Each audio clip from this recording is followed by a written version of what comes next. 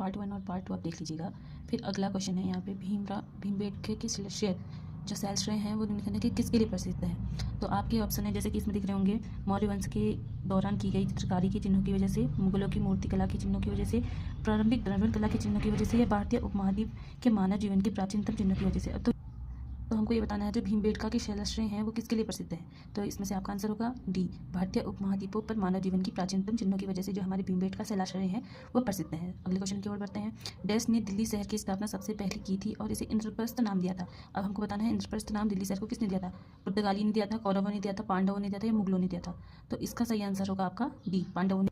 तो पांडवों ने आपके दिल्ली शहर की स्थापना से पहले इसको इंद्रप्रस्थ नाम दिया था। ठीक है, अगला है आपका कामरूप की प्राचीन साम्राज्य किस राज्य में मौजूद है। तो आपके ऑप्शन है राजस्थान, मणिपुर, असम या केरल। तो कामरूप के जो प्राचीन साम्राज्य हैं वो है असम में।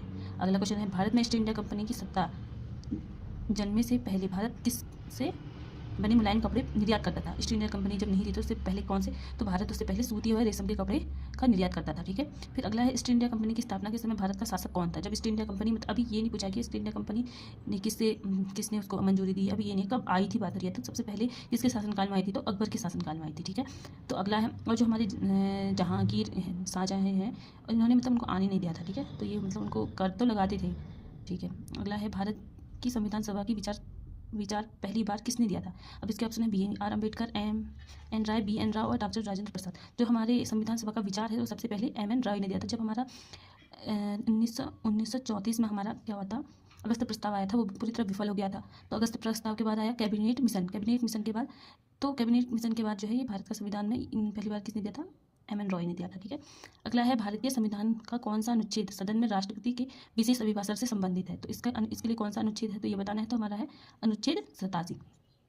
अगला है भारतीय संसद की पहले स्पीकर कौन थे। सबसे पहले जो भारतीय संसद बनी थी उसके सबसे पहले स्पीकर कौन थे, हमारे GV मालवांकर थे। ठीक है, लोकसभा के प्रथम आम चुनाव डैश में आयोजित किया। प्रथम आम चुनाव कब हुए थे, 1951 और 52 में हुए थे। ठीक है, अगला क्वेश्चन है आपका लोकसभा में उन सदस्यों की कुल संख्या कितनी है जिन्हें राज्य के विभिन्न चुनाव में क्षेत्रों में सीधे जनता द्वारा चुना जाता है। जो आजकल करंट की बात हो रही है, तो आजकल कितनी कुल संख्या कितनी है, तो इसमें 525 है। ठीक है, अगला है बिग बैंग सिद्धांत किसके द्वारा प्रतिपादित किया गया था।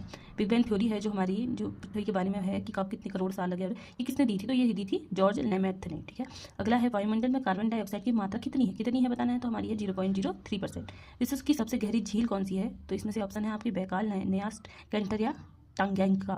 तो आपकी बैकाल झील सबसे गहरी झील है।